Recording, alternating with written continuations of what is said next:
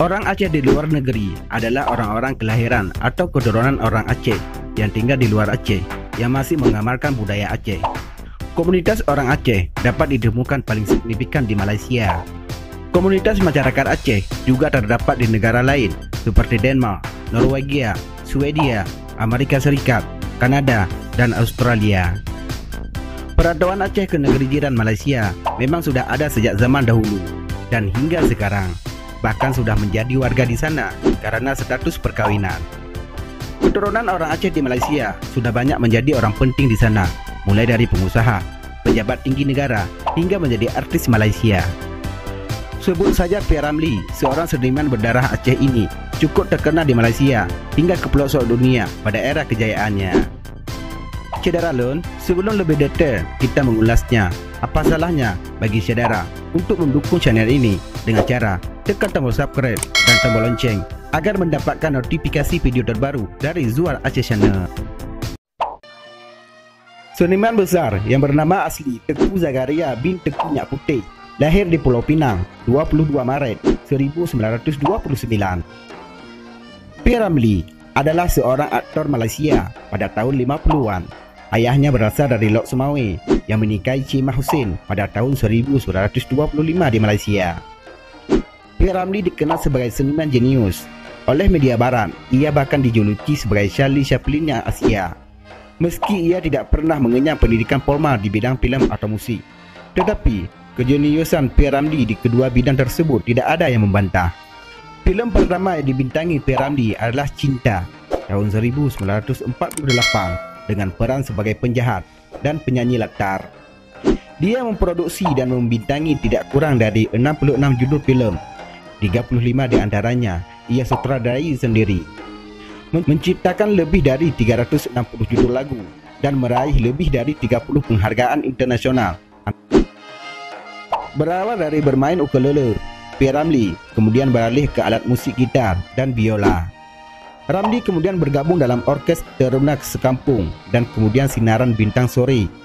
Dia pernah menjadi juara lomba nyanyi yang diselenggarakan Radio Pulau Pinang pada tahun 47 dan terpilih sebagai bintang penyanyi utama Malaya. Dalam lomba tersebut, Ramlee menggunakan huruf V yang berarti putih di awal namanya. Dan sejak saat itu, nama P. Ramlee terus melekat hingga akhir ayatnya. Perjalanan cinta P. Ramlee adalah drama tersendiri. Ia pernah menikah 3 kali. Pertama dengan Junaidah binti Daeng Haris tahun 50 hingga tahun 55. Kedua dengan Nurizan binti Muhammad Noor tahun 55 hingga 61. Dan ketiga dengan Salmah binti Ismail hingga wafat. Di masa jayanya pada tahun 50 hingga 60-an, Ramlee adalah superstar bukan hanya di Malaysia tetapi juga di Asia. Filem-filmnya seperti Bujang Lapuk, Antara Dua Darjat, Madu 3 dan Hang Tua telah mengantarkan namanya ke puncak popularitas.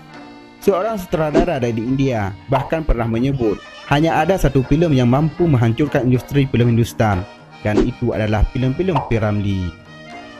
Bagi publik Malaysia, P. Ramlee adalah sosok legenda.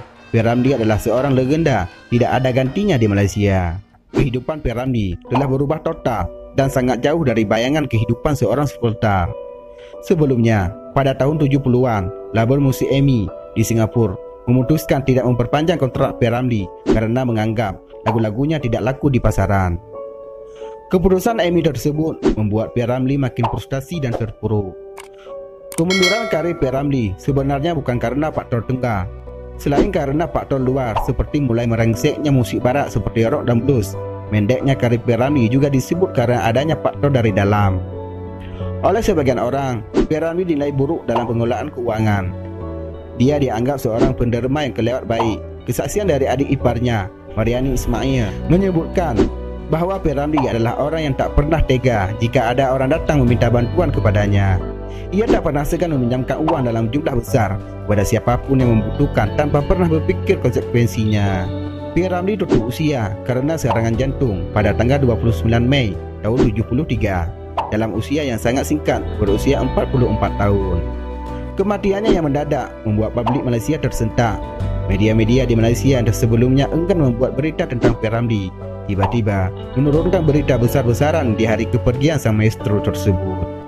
Perdana Menteri Tun Razak menyebut tidak ada yang dapat menggantikan P. Ramlee di Malaysia.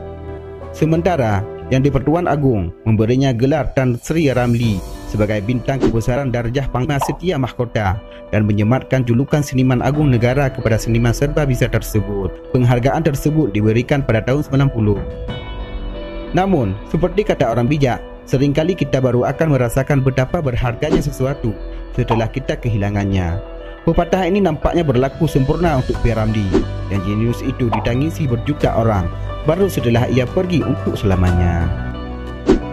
Saudara Lon, setelah menyimak cuplikan tadi, apa tanggapannya? Silakan tulis di kolom komentar.